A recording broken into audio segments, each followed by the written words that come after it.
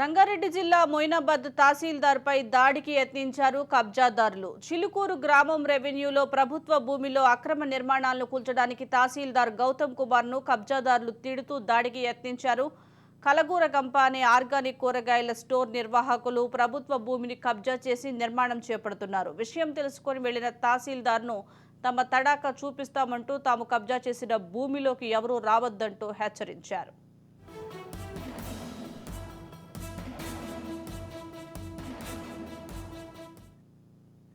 దీనికి సంబంధించి మా క్రైమ్ బ్యూరో చీఫ్ ఇన్నారెడ్డి అందిస్తారు. ఇన్నారెడ్డి, చెప్పండి, రంగారెడ్డి జిల్లా మొయినాబాద్ లో తహసీల్దార్ పైనే దాడికి యత్నించినట్లుగా తెలుస్తోంది. అప్డేట్స్ ఏంటి?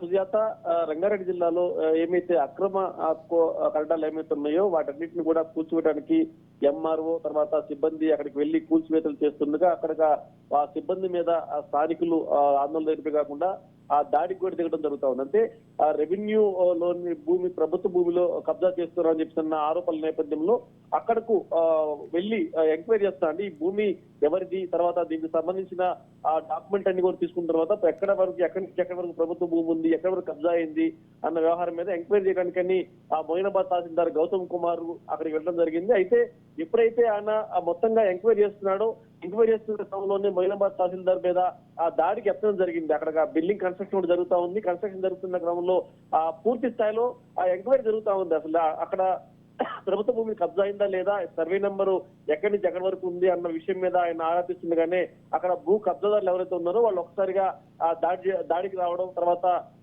ఎక్కడైనా సరే కూల్చేయడం జరిగితే మాత్రం ఊరుకున్నది లేదని చెప్పేసి కూడా హెచ్చరికలు జారీ చేయడం అనేది మాత్రం అక్కడ సంచలనంగా మారింది. స్థానికులు కూడా అక్కడ జరుగుతున్న తీరు చూసి, అంటే ఇంత యథేచ్ఛగా అక్రమ కట్టాలు కడుతున్నప్పుడు కూడా ప్రభుత్వ అధికారులు ఎంఆర్ఓ తర్వాత ఎంఆర్ఓ సిబ్బంది అక్కడికి వెళ్ళిన తర్వాత ఇష్టం వచ్చినగా తిట్టడం, తర్వాత దాడికి తెగబట్టాలంటే చూస్తుంటే ఆ కబ్జాదారులు ఎంత తెగబట్టారో చూడొచ్చు. దీనికి సంబంధించి మనకు రాజ్ న్యూస్ స్క్రీన్ మీద కూడా ఆ అధికారుల మీద, అంటే గవర్నమెంట్ అఫీషియల్స్, అంటే డ్యూటీలో ఉన్న అధికారుల మీద వాళ్ళు ఏ రకంగా దాడికి పాల్పడుతున్నారు, ఏ రకంగా తిరుగుదలకు పెట్టిన దాని మీద మనకు స్పష్టంగా అర్థమవుతుంది. మొత్తం మీద రెవెన్యూలోని ప్రభుత్వ భూమిని కబ్జా చేశారని చెప్పి ఆరోపణల మీద వెళ్ళిన అధికారుల మీద ఈ దాడికి ఎత్తడం జరిగింది. సుజాత, ఇప్పుడు తహసీల్దార్ పోలీసుల దృష్టికి ఏమైనా తీసుకువెళ్ళి కంప్లైంట్ చేసే అవకాశం ఏమన్నా ఉందంటారా?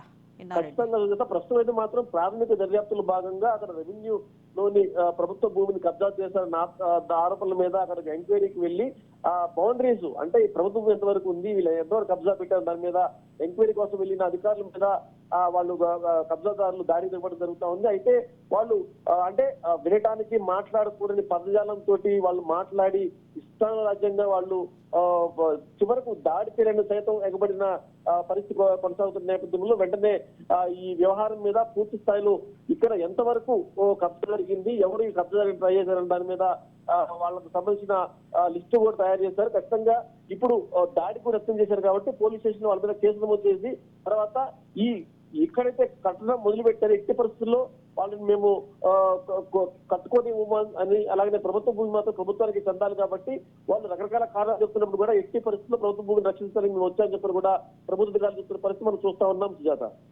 Right, thank you Inna Reddy.